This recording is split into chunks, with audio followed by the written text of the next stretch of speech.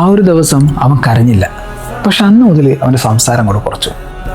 എല്ലാവരും വിചാരിച്ചു അവന് കുഴപ്പമൊന്നുമില്ല എന്ന്. കാരണം അവൻ ജോലിക്ക് പോകുന്നുണ്ട്, ചിരിക്കുന്നുണ്ട്, ഉത്തരവാദിത്തങ്ങളൊക്കെ ചെയ്യുന്നുണ്ട്.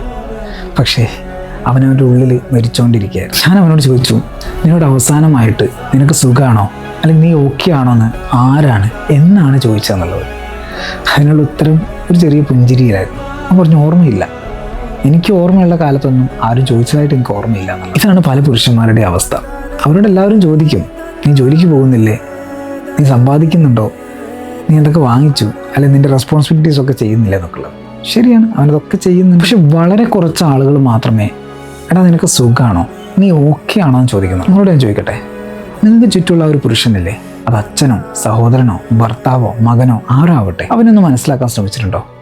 നീ ഓക്കെ ആണോ, നിനക്ക് സുഖമാണോ എന്ന് നിങ്ങൾ ചോദിച്ചിട്ട് എത്ര കാലമായി കാണും? പുരുഷന്മാർ പൊതുവെ ശക്തരാണ് എന്ന് കരുതിക്കൊണ്ട് അവരും മനുഷ്യരാണ്. അവർക്കൊരു കുഞ്ഞു ഹൃദയമുണ്ട്, കുഞ്ഞു മനസ്സുണ്ട്. അതിൽ ഒരുപാട് സങ്കടങ്ങളും നിരാശകളും സ്വപ്നങ്ങളും ഒക്കെ ഉണ്ട്. ഇങ്ങനെയുള്ള ആളുകളൊന്നും ഒരിക്കലും ദുർബലരായതുകൊണ്ടല്ല അങ്ങനെ നിങ്ങൾ വിധിക്കുകയും ചെയ്യരുത്. നിങ്ങളെ കേൾക്കുന്നില്ല നിങ്ങൾ പറയുന്നില്ലേ, നിങ്ങളെ മനസ്സിലാക്കുന്നില്ല നിങ്ങൾ പറയുന്നില്ലേ, ഒന്ന് അവനെ കേൾക്കാൻ ശ്രമിക്കൂ, ഒന്ന് അവനെ മനസ്സിലാക്കാൻ ശ്രമിക്കൂ.